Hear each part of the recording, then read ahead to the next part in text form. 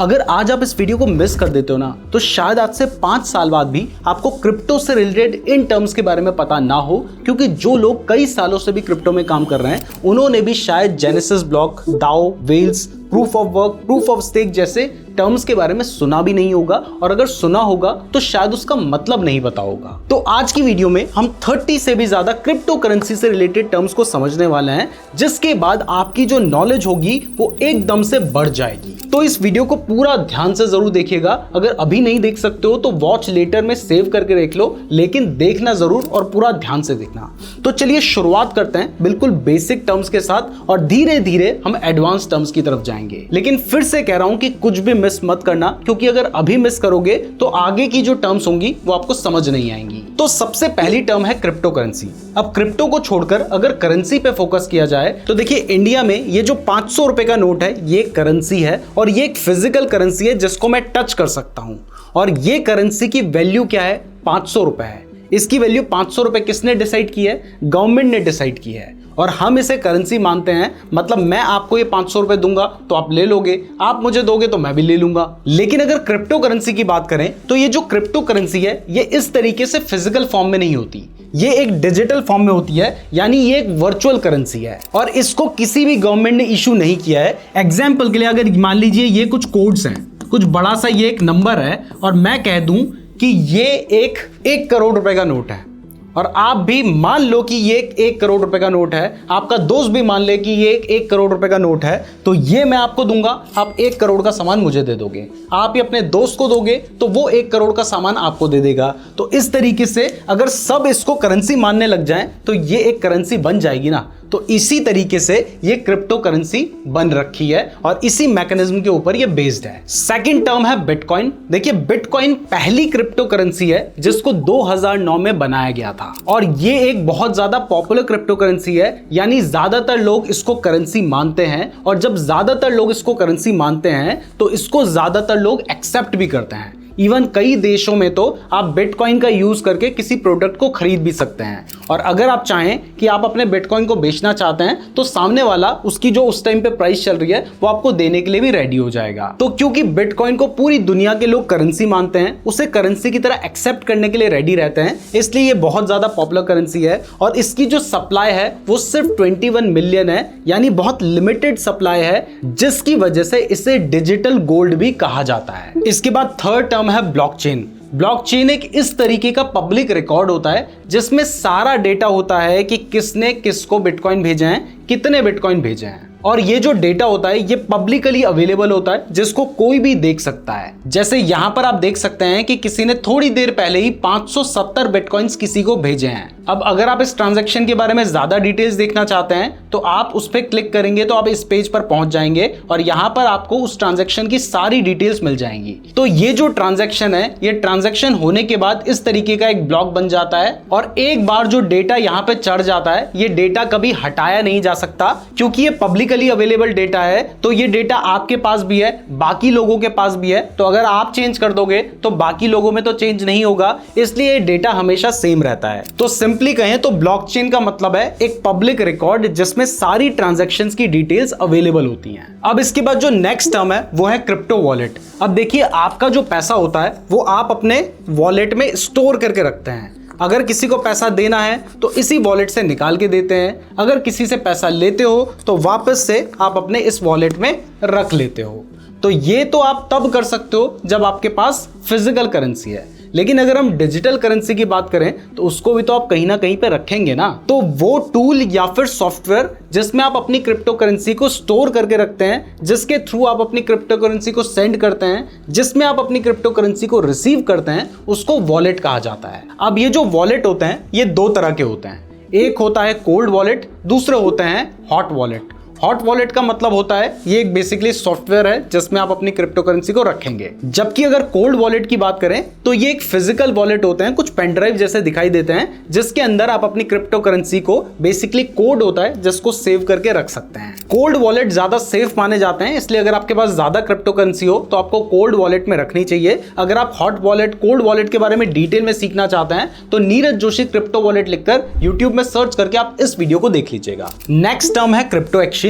Crypto exchange मतलब एक ऐसा मार्केट प्लेस जहां पर जाकर आप अपनी क्रिप्टो करेंसी को खरीद सकते हैं, बेच सकते हैं या एक्सचेंज कर सकते हैं। अब देखिए, अगर हम फिजिकल करेंसी की बात करें, जैसे ये 500 रुपये का नोट है, अगर मुझे इसे नेपाली रुपया में कन्वर्ट करना है तो मैं बैंक के पास जाऊंगा, उसको नेपाली रुपया बना दूंगा। नेपाली रुपया से अगर मुझे इसे सिंगापुर डॉलर बनाना है तो मैं फिर से बैंक के पास जाऊंगा, उसको सिंगापुर डॉलर बना दूंगा। ऐसे ही अगर मुझे मलेशियन रिंगिट बनाना है तो मैं बैंक के पास जाऊंगा, उसको मलेशियन रिंगिट बना लूंगा और बाद में दिरहम भी बनवा सकता हूं। लेकिन अगर क्रिप्टो करेंसी की बात करें तो यहां पर हमारे पास कोई बैंक नहीं है जिसके पास जाके हम अपनी करेंसी को एक्सचेंज कर सकें। तो क्रिप्टो करेंसी को एक्सचेंज करने के लिए बहुत सारी कंपनीज हैं जिन्होंने अपने खुद के एक्सचेंज बना रखे हैं और उनके थ्रू आप क्रिप्टो करेंसी को बाय एंड सेल कर सकते हैं। अब इस केस में जो सबसे बड़ा क्रिप्टो एक्सचेंज है वो है बाइनेंस, जिसके ऊपर इंडिया में काम करना बहुत ज्यादा मुश्किल है। तो अगर इंडिया में आप क्रिप्टो करेंसी में ट्रेडिंग करना चाहते हैं और ट्रेडिंग करके पैसे कमाना चाहते हैं तो इसके लिए जिस प्लेटफॉर्म का मैं यूज करता हूं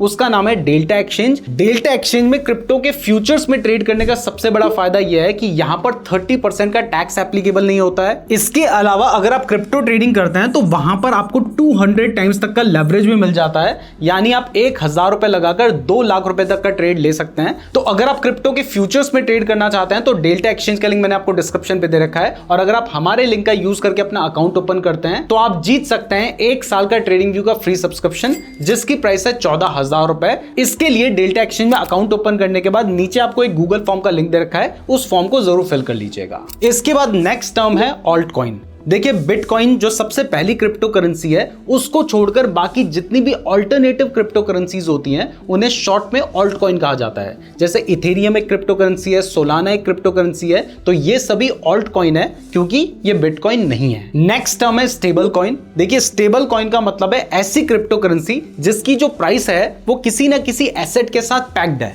जैसे एक क्रिप्टो करेंसी है यूएसडीटी, इसकी जो प्राइस रहती है वो यूएसडी के साथ हमेशा पैक्ड रहती है, यानी एक यूएस डॉलर की जो प्राइस होगी उतनी ही लगभग प्राइस होगी एक यूएसडीटी की।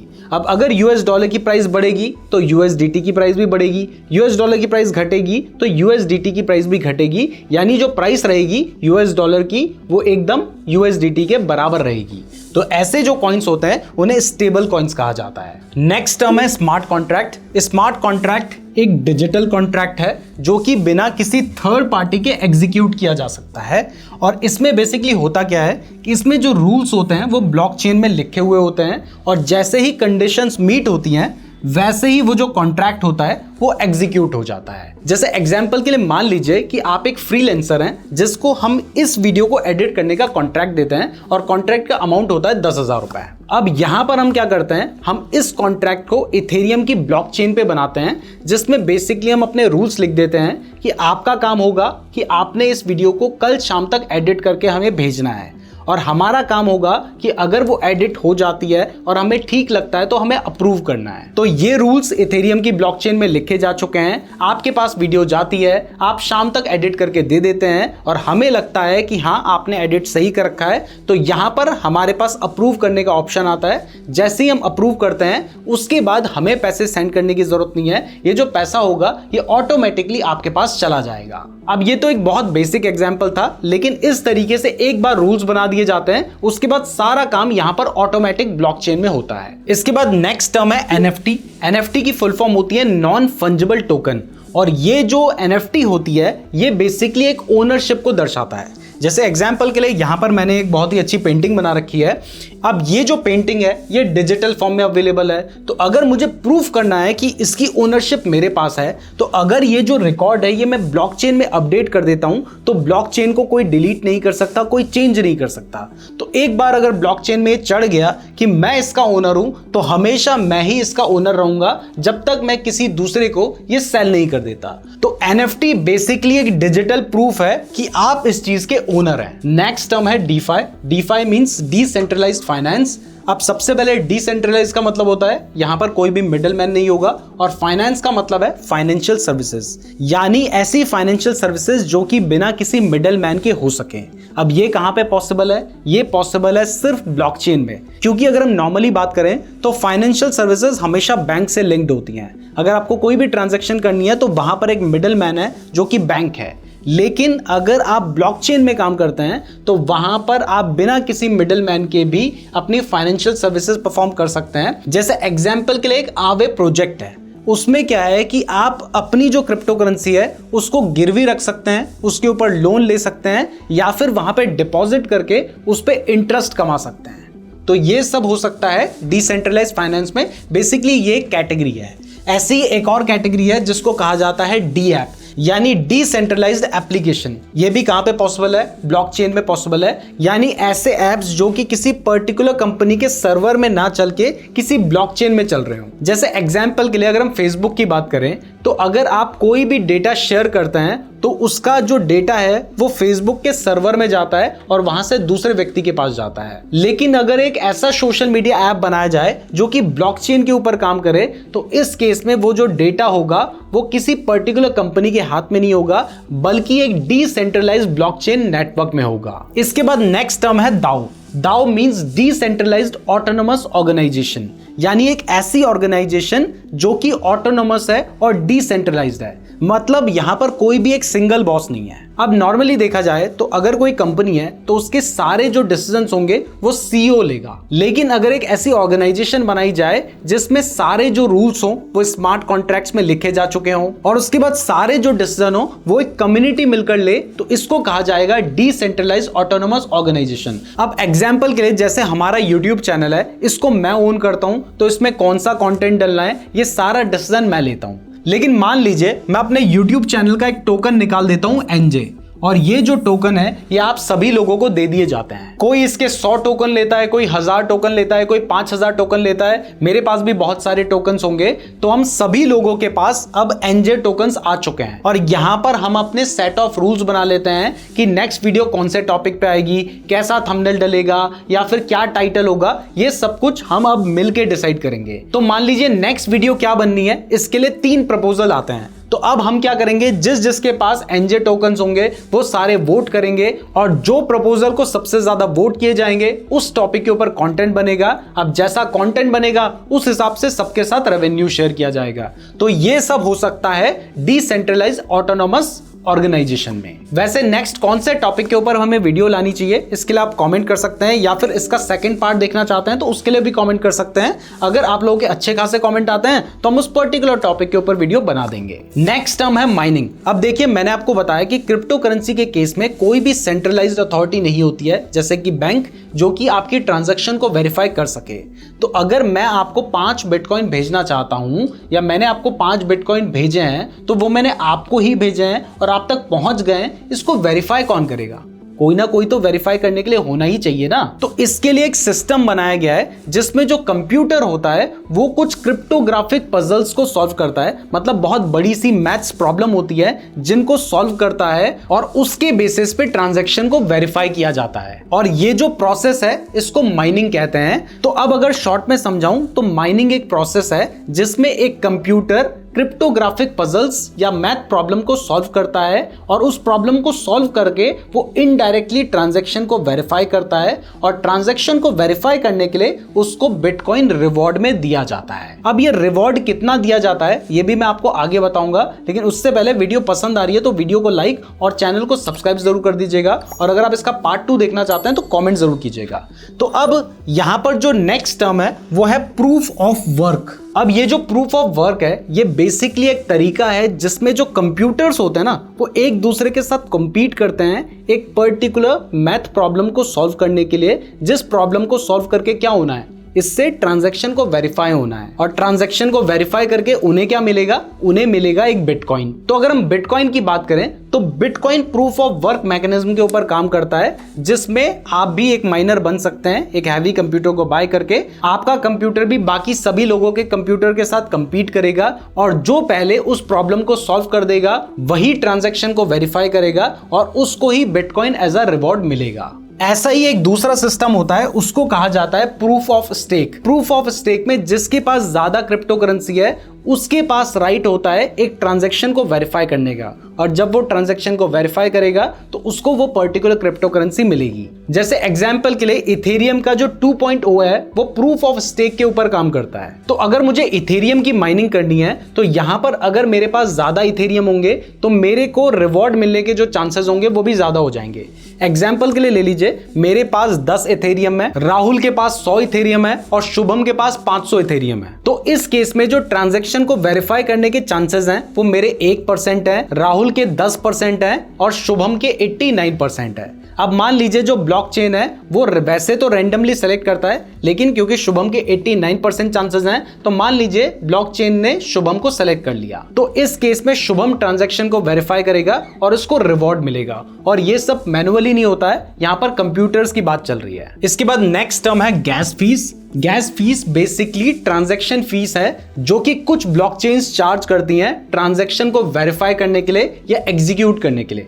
जैसे अगर इथेरियम की बात करें तो वहां पर गैस फीस चार्ज की जाती है। तो अगर आप किसी को 100 इथेरियम भेजेंगे तो इस केस में आपसे थोड़ी बहुत ट्रांजैक्शन फीस चार्ज की जाएगी, जिसको गैस फीस बोलते हैं। नेक्स्ट टर्म है स्टेकिंग। स्टेकिंग क्रिप्टो करेंसी में पैसिव इनकम कमाने का एक तरीका है।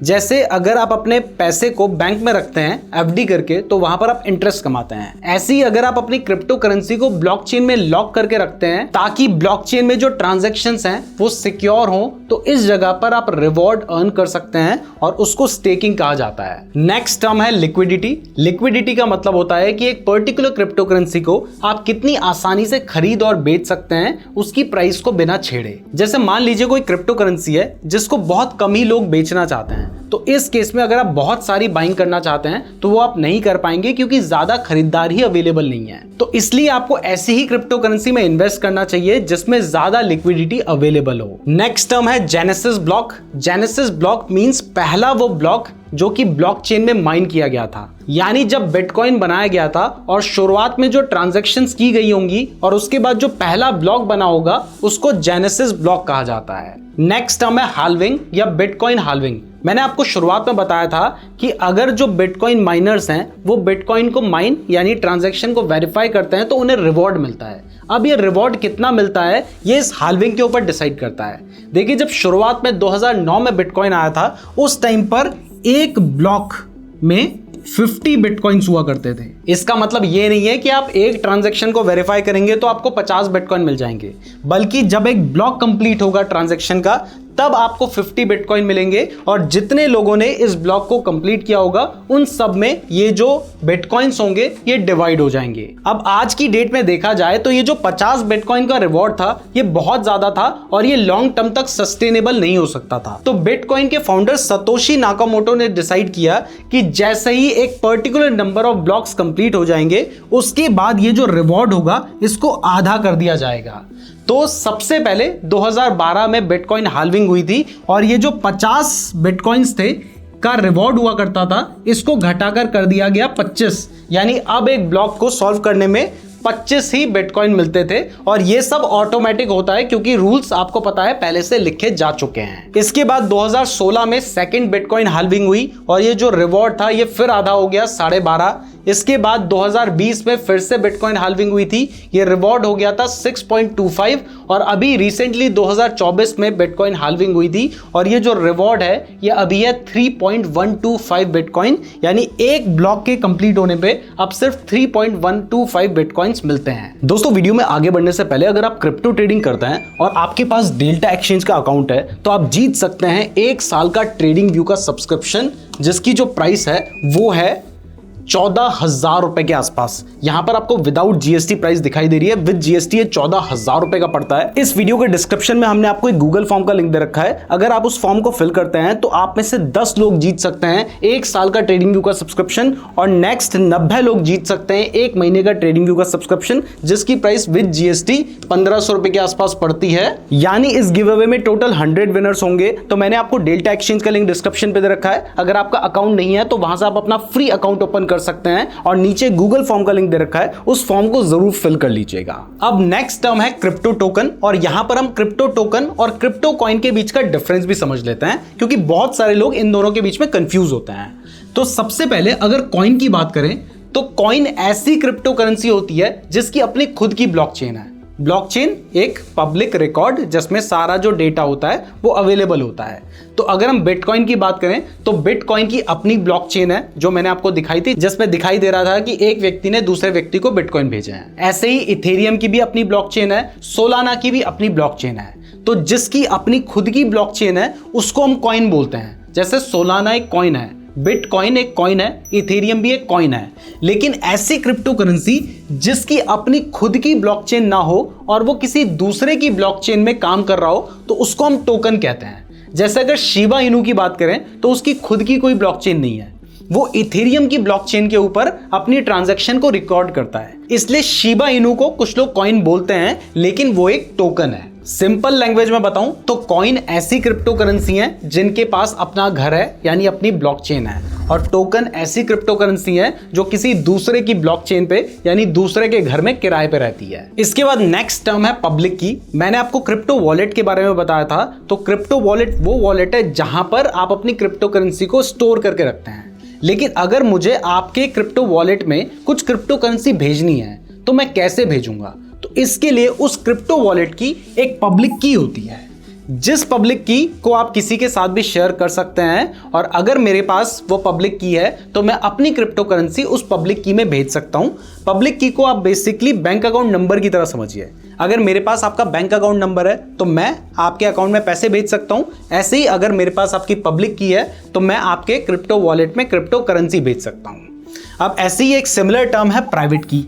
अब ये जो प्राइवेट की होती है, नाम से ही समझ आ रहा है कि इसको आपने प्राइवेट रखना होता है, क्योंकि प्राइवेट की को आप अपने बैंक अकाउंट के पासवर्ड की तरह समझ सकते हैं। अगर किसी के पास आपके बैंक अकाउंट का पासवर्ड है तो वो ट्रांजैक्शन कर सकता है। अब बैंक अकाउंट में इसमें तो आपके पास बहुत सारे OTP वगैरह के भी एक्सेप्शंस रहते हैं, लेकिन अगर क्रिप्टो करेंसी में किसी के पास आपकी प्राइवेट की आ जाती है तो वो उस क्रिप्टो करेंसी का ओनर बन जाता है, क्योंकि उसके पास प्राइवेट की है और किसी भी क्रिप्टो करेंसी में किसी का नाम नहीं लिखा होता है, वो पूरी तरह से एनोनिमस है। जिसके पास उस पर्टिकुलर क्रिप्टो करेंसी की प्राइवेट की है वही उसका ओनर है। और ये जो पब्लिक एंड प्राइवेट की है ये बेसिकली कुछ रैंडम नंबर्स होते हैं, और वो रैंडम नंबर्स जिसके पास हैं वही उस क्रिप्टो करेंसी का मालिक है, अगर उसके पास प्राइवेट की है। और अगर पब्लिक की बात करें तो आप उस रैंडम नंबर पे अगर आप क्रिप्टो भेजेंगे तो वो उस व्यक्ति के पास पहुंच जाएगी जो उस क्रिप्टो वॉलेट का ओनर होगा। अब इसके बाद जो नेक्स्ट टर्म है वो है सीड फ्रेज। सीड फ्रेज में बेसिकली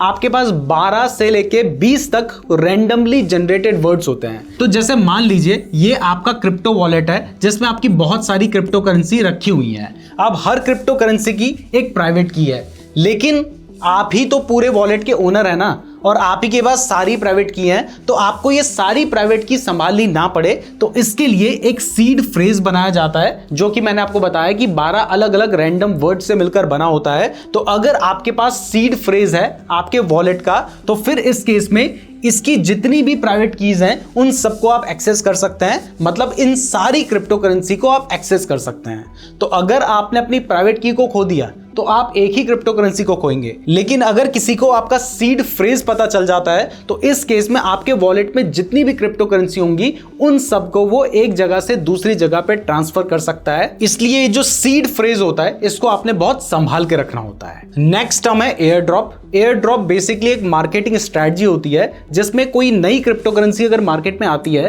तो उसको लोगों को फ्री में दिया जाता है, ताकि उस क्रिप्टो करेंसी का फ्री में प्रमोशन हो जाए। और अगर मान लीजिए आपके पास कोई क्रिप्टो करेंसी फ्री में आ जाती है तो आप तो चाहेंगे ना कि उसकी वैल्यू ज्यादा से ज्यादा हो, तो आप भी उसको प्रमोट करेंगे ताकि ज्यादा लोग उस पर्टिकुलर क्रिप्टो करेंसी को एक करेंसी की तरह माने, और जब ज्यादा लोग उसे क्रिप्टो करेंसी की तरह मानने लगेंगे तो उसकी वैल्यू बढ़ेगी। तो एयर ड्रॉप को आप बेसिकली फ्री गिव अवे समझ सकते हैं किसी पर्टिकुलर क्रिप्टो करेंसी का। अगर आप चाहते हैं कि हम एयर ड्रॉप के ऊपर वीडियो बनाएं तो कमेंट जरूर कीजिएगा। अगर आप लोगों के अच्छे खासे कमेंट आते हैं तो आने वाले कौन कौन से एयर ड्रॉप है हम इनके ऊपर भी वीडियो बनाएंगे, तो इसलिए कमेंट जरूर कीजिएगा, क्योंकि एयर ड्रॉप में आपको फ्री की क्रिप्टो करेंसी मिल सकती है जिसकी वैल्यू आगे चल के कुछ हजार से लेके लाख में भी हो सकती है। इसके बाद नेक्स्ट टर्म है market capitalisation. Market capitalisation basically total value होती है एक पर्टिकुलर क्रिप्टो करेंसी की। जैसे मान लीजिए एक नया कॉइन बनाया जाता है NJ नाम से, जिसमें एक कॉइन की जो वैल्यू है वो $1 है, और ऐसे 1 लाख कॉइन मार्केट में लॉन्च किए जाते हैं, तो पूरी जो NJ की मार्केट कैपिटलाइजेशन होगी वो होगी $1 लाख, क्योंकि एक कॉइन की जो वैल्यू है वो $1 है और ऐसे 1 लाख कॉइन है। तो इनको जोड़कर $1,00,000 बन जाता है। तो ऐसे अगर बिटकॉइन की बात करें तो बिटकॉइन की जो सर्कुलेटिंग सप्लाई है वो है 19.87 मिलियन बिटकॉइंस। अब अगर इसे हम इसकी जो अभी प्राइस चल रही है $1,05,000 से मल्टीप्लाई कर दें तो जो इसकी मार्केट कैपिटलाइजेशन निकल कर आती है वो निकल कर आती है $2.08 ट्रिलियन। यानी जितने भी बिटकॉइन अभी पूरी दुनिया में अवेलेबल हैं उनको अगर आप खरीदना चाहते हैं तो आपको $2.08 ट्रिलियन देने होंगे। मार्केट कैप के बाद जो नेक्स्ट टर्म है वो है वॉलेटिलिटी। वॉलेटिलिटी का मतलब होता है कि एक पर्टिकुलर क्रिप्टो करेंसी की प्राइस कितना ऊपर और कितना नीचे जा सकती है। मतलब अगर हम बिटकॉइन में देखें तो इसकी जो प्राइस है वो पिछले एक दिन में $1,04,000 से $1,06,000 के बीच में घूम रही है। यानी कह सकते हैं कि एक दिन के हिसाब से इसकी प्राइस $2,000 ऊपर नीचे हो सकती है। तो ये इसकी वॉलेटिलिटी है। तो अगर हम क्रिप्टो करेंसी की बात करें तो ये बहुत ज्यादा वॉलेटाइल मानी जाती है। यानी क्रिप्टो करेंसी की प्राइस एक ही दिन में बहुत ऊपर भी जा सकती है, बहुत नीचे भी जा सकती है, और इसी को हम वॉलेटिलिटी कहते हैं। इसके बाद नेक्स्ट टर्म है मैक्स सप्लाई। मैक्स सप्लाई का मतलब है कि एक पर्टिकुलर क्रिप्टो करेंसी की मैक्सिमम कितनी सप्लाई अवेलेबल हो सकती है, तो वो हमें दिखाई दे रहा है 21 मिलियन। और सर्कुलेटिंग सप्लाई का मतलब है कि अभी मार्केट में कितनी सप्लाई अवेलेबल है,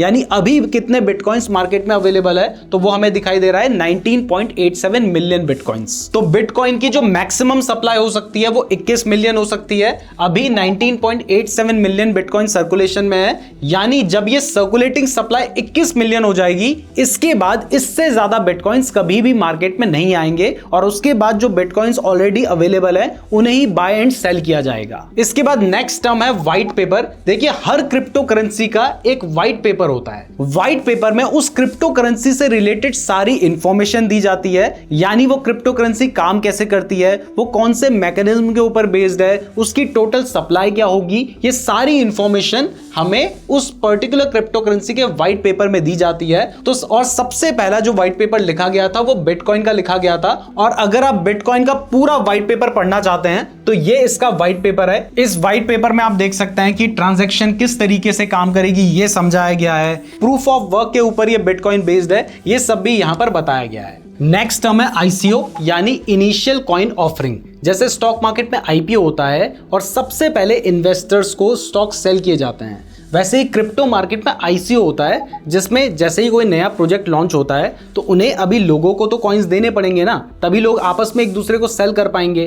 तो इसके लिए वो अपना आईसीओ लॉन्च करते हैं जिसमें बहुत ही सस्ते में अपने वो कॉइन्स को सेल करते हैं। तो जैसे आईपीओ में पैसे लगा के पैसा बनाया जा सकता है, वैसे ही अगर कोई अच्छा प्रोजेक्ट हो उसके आईसीओ में यानी इनिशियल कॉइन ऑफरिंग में आप इन्वेस्ट करके भी अच्छा पैसा कमा सकते हैं। लेकिन क्रिप्टो करेंसी में रिस्क बहुत ज्यादा होता है। नेक्स्ट टर्म है टोकेनोमिक। एक पर्टिकुलर क्रिप्टो करेंसी या कॉइन या टोकन की जो इकोनॉमिक्स होती है उसको कहा जाता है टोकेनोमिक्स। यानी अगर मैं आपको कहूं कि क्रिप्टो करेंसी में इन्वेस्ट करने से पहले आपको उसके टोकेनोमिक्स को जरूर देख लेना चाहिए। इसका मतलब उस टोकन से रिलेटेड जो इकोनॉमिक्स है, मतलब उसकी मैक्सिमम सप्लाई क्या है, सर्कुलेटिंग सप्लाई क्या है, मार्केट कैपिटलाइजेशन क्या है, वो क्या वैल्यू क्रिएट कर रहा है, कैसे वो क्रिप्टो करेंसी सस्टेन करेगी, ये सारी चीजें आपको जाननी चाहिए और ये सब आता है उसके टोकेनोमिक्स में। नेक्स्ट टर्म है P2P। इसको पीयर टू पीयर भी बोला जाता है, पर्सन टू पर्सन भी बोला जाता है। तो आपको पता है कि क्रिप्टो करेंसी में कोई भी सेंट्रलाइज्ड व्यक्ति नहीं है, तो यहां पर जो भी ट्रांजैक्शन हम करते हैं वो हम डायरेक्टली पर्सन टू पर्सन करते हैं। मतलब मैं अपनी क्रिप्टो करेंसी डायरेक्टली आपको भेजूंगा, ना कि मैं बैंक को भेजूंगा और बैंक आपको भेजेगा। तो इसको P2P कहा जाता है। इंडिया में P2P ट्रांजैक्शन करने से बहुत सारी प्रॉब्लम्स आ जाती हैं, कई बार बैंक फ्रीज कर दिए जाते हैं। इसलिए P2P यानी direct person to person transaction करने से पहले आपको बहुत सोच समझ लेना चाहिए और इवन बचना चाहिए। इसके बाद नेक्स्ट टर्म जो आपको जाननी चाहिए वो है वेल। अब क्रिप्टो करेंसी में वेल उसको कहा जाता है जिसके पास बहुत ज्यादा होल्डिंग होती है, क्योंकि ये जो वेल है ना, ये उस क्रिप्टो करेंसी की प्राइस को बहुत ज्यादा मैनिपुलेट कर सकते हैं। इसलिए जिस क्रिप्टो करेंसी में जितने कम वेल्स हों ये उतना बेटर माना जाता है। अब बिटकॉइन की बात करें तो यहां पर जो वेल्स हैं वो 1.25% है, यानी टॉप 10 जो लोग हैं उनके पास सिर्फ 1.25% होल्डिंग है और बाकी 98.75% होल्डिंग जो है वो लोगों में बटी हुई है। इसलिए बिटकॉइन की प्राइस को मैनिपुलेट करना बहुत ज्यादा मुश्किल है। लेकिन अगर कुछ और क्रिप्टो करेंसी की बात करूं तो कुछ तो ऐसी क्रिप्टो करेंसी हैं जिनमें 90% जो होल्डिंग होती है ना वो उन वेल्स के पास होती है। बेसिकली जो उनकी फाउंडिंग टीम वगैरह होती है उन लोगों के पास ही ज्यादातर क्रिप्टो करेंसी होती है, जिसकी वजह से वो कभी भी प्राइस को ऊपर नीचे कर सकते हैं और आप लोगों का नुकसान हो सकता है। अब देखिए अभी भी बहुत सारी ऐसी टर्म्स हैं जो क्रिप्टो करेंसी से रिलेटेड आपको जानना जरूरी है, लेकिन अगर वो सब बताऊंगा तो वीडियो बहुत ज्यादा लंबी हो जाएगी। तो अगर आप चाहते हैं कि मैं इसका नेक्स्ट पार्ट लेके आऊं तो इसके लिए कमेंट जरूर कीजिएगा। अगर आप लोगों के अच्छे खासे कमेंट आते हैं तो हम इसका नेक्स्ट पार्ट भी लेकर आएंगे। अगर आप क्रिप्टो करेंसी के फ्यूचर्स में ट्रेड करना चाहते हैं तो डेल्टा एक्सचेंज का लिंक डिस्क्रिप्शन पे दे रखा है, साथ ही गूगल फॉर्म का भी लिंक डिस्क्रिप्शन पे दिया गया है, जिसको फिल करके आप जीत सकते हैं 1 साल का ट्रेडिंग व्यू का फ्री सब्सक्रिप्शन, जिसकी प्राइस है 14,000 रुपए। अगर आप क्रिप्टो ट्रेडिंग के बारे में डिटेल में सीखना चाहते हैं तो आप इस वीडियो को देख सकते हैं, और क्रिप्टो ट्रेडिंग करनी कैसे है ये सीखना चाहते हो तो आप ये वाली वीडियो देख लीजिएगा। धन्यवाद।